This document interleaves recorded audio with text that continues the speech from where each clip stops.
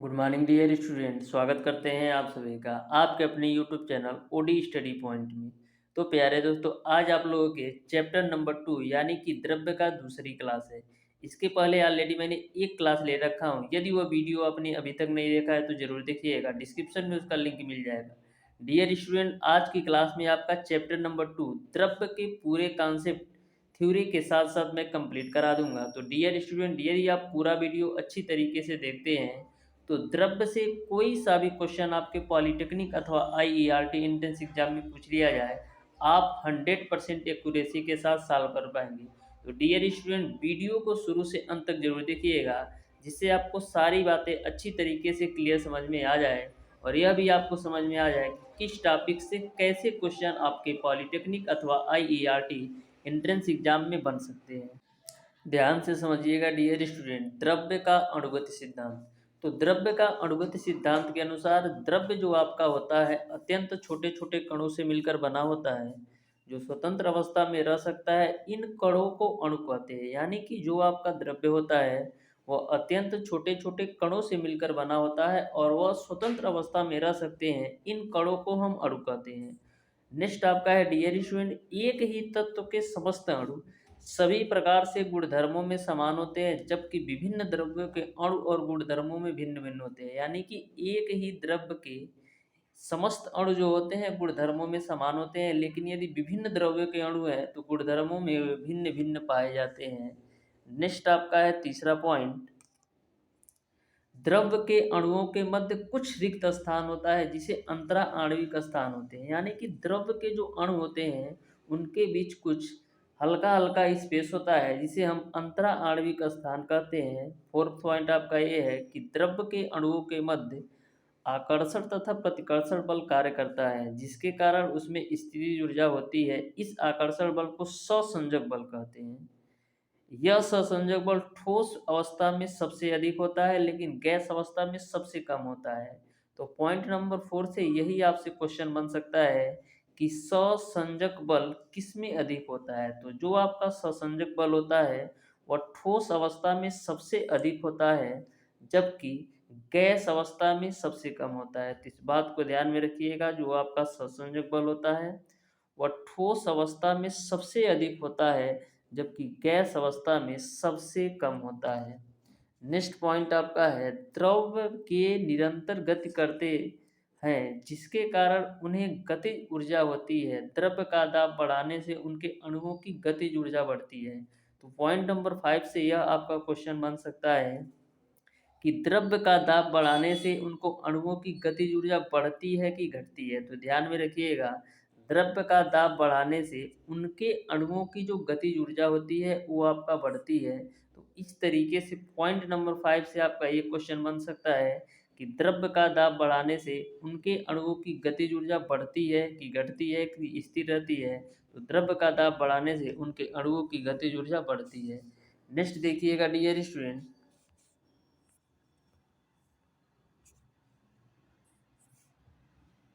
Next आपका है परमाणु क्या होता है।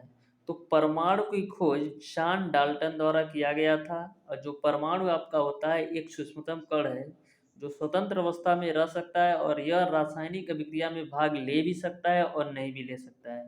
तो परमाणु की खोज यदि आपसे पूछा जाए तो परमाणु की खोज जॉन डाल्टन द्वारा किया गया था।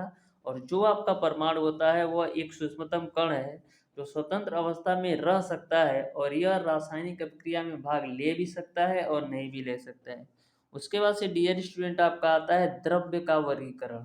तो द्रव्य का वर्गीकरण आपका इस तरीके से किया गया। द्रव्य को सबसे पहले डियर स्टूडेंट दो भागों में विभाजित किया गया, एक आपका शुद्ध पदार्थ, दूसरा आपका होता है अशुद्ध पदार्थ। फिर डियर स्टूडेंट जो आपका शुद्ध पदार्थ होता है वो दो भागों में विभाजित किया गया, एक तत्व और दूसरा आपका यौगिक। उसी प्रकार से डियर स्टूडेंट जो आपका अशुद्ध पदार्थ होता है ये दो प्रकार का होता है, एक आपका समांगी मिश्रण और एक आपका विषमांगी मिश्रण। तब तो आपका डियर स्टूडेंट फिर तीन भागों में बढ़ता है, एक आपका धातु, दूसरा आपका अधातु और तीसरा आपका उपधातु। तो सारे पॉइंट्स के बारे में अच्छी तरीके से मैं आपको बताने वाला हूँ। द्रव्य जो आपका होता है वो दो भागों में विभाजित होता है, एक आपका शुद्ध पदार्थ और दूसरा आपका अशुद्ध पदार्थ। जो आपका शुद्ध पदार्थ होता है वो दो प्रकार का होता है, एक तत्व आता है एक यौगिक। तत्व भी तीन प्रकार के होते हैं, एक धातु, अधातु और उपधातु। और अशुद्ध पदार्थ जो होता है वो आपका समांगी और विषमांगी मिश्रण में विभाजित होता है। नेक्स्ट आपका है डियर स्टूडेंट, समझिएगा डियर स्टूडेंट कि शुद्ध पदार्थ क्या होता है। तो शुद्ध पदार्थ को इंग्लिश में बोला जाता है प्योर सब्सटेंस। तो वे पदार्थ जो केवल एक ही पदार्थ से मिलकर बने होते हैं उन्हें हम शुद्ध पदार्थ कहते हैं। तो ध्यान में रखिएगा, ऐसे पदार्थ जो केवल एक ही पदार्थ से मिलकर बने होते हैं उन्हें हम शुद्ध पदार्थ कहते हैं। जैसे एग्जाम्पल के रूप में आपका हीरा हो गया, सोना हो गया, अमोनिया हो गया, चीनी हो गया। यानी कि ऐसे पदार्थ जो केवल और केवल एक ही पदार्थ से मिलकर बने होते हैं उन्हें हम शुद्ध पदार्थ कहते हैं। जैसे हीरा, सोना, अमोनिया, चीनी। अब बात करते हैं डियर स्टूडेंट तत्व क्या होता है।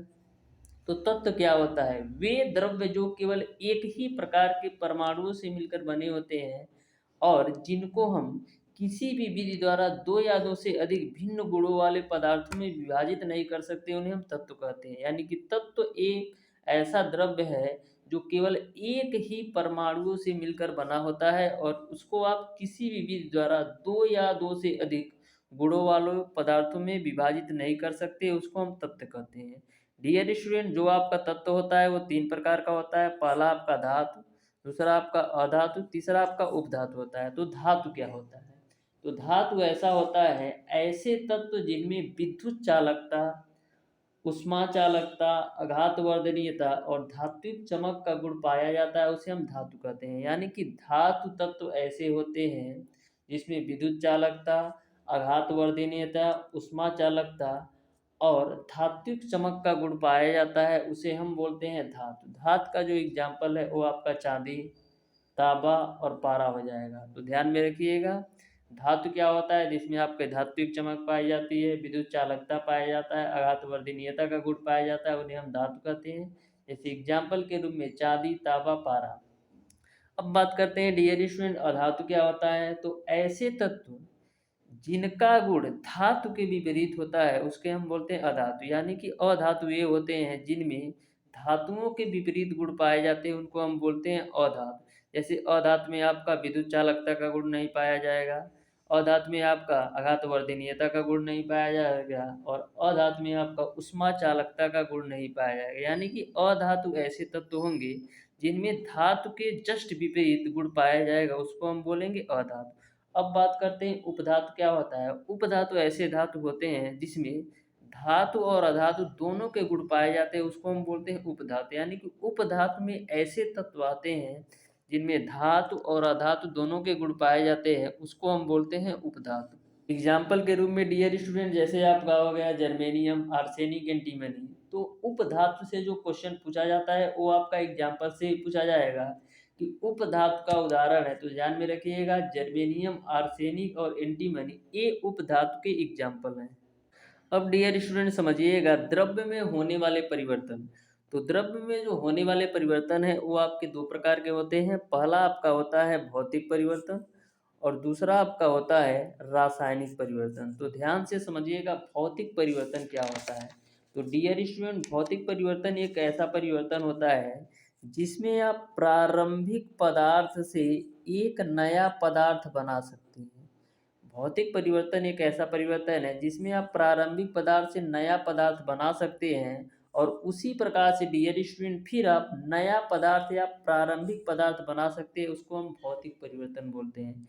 यानी कि भौतिक परिवर्तन में आप प्रारंभिक पदार्थ से नया पदार्थ बना सकते हैं और पुनः आप नया पदार्थ से प्रारंभिक पदार्थ पा सकते हैं, उसको हम बोलते हैं भौतिक परिवर्तन। जैसे एग्जाम्पल के रूप में आपका बर्फ का बनना, बादलों का बनना, बल्ब का जलना, ये आपका भौतिक परिवर्तन है। जैसे आपका बर्फ का पिघलना, तो बर्फ को यदि आप पिघलाएंगे तो पानी के रूप में कन्वर्ट हो जाएगा, लेकिन पानी को जब आप फ्रिज में रखकर जमाएंगे तो पुनः आप बर्फ पा सकते हैं। यानी कि भौतिक परिवर्तन में आप किसी भी प्रारंभिक पदार्थ से नया पदार्थ पा सकते हैं और पुनः आप नया पदार्थ से प्रारंभिक पदार्थ पा सकते हैं, उसको हम बोलते हैं भौतिक परिवर्तन। जैसे मैंने आपका बर्फ के पिघलने का एग्जाम्पल बताया कि बर्फ से आप पानी में कन्वर्ट कर सकते हैं और पानी को जमा करके आप बर्फ में भी कन्वर्ट कर सकते हैं, इसको हम बोलते हैं भौतिक परिवर्तन। उसी प्रकार से आपका हो गया बादलों का बनना।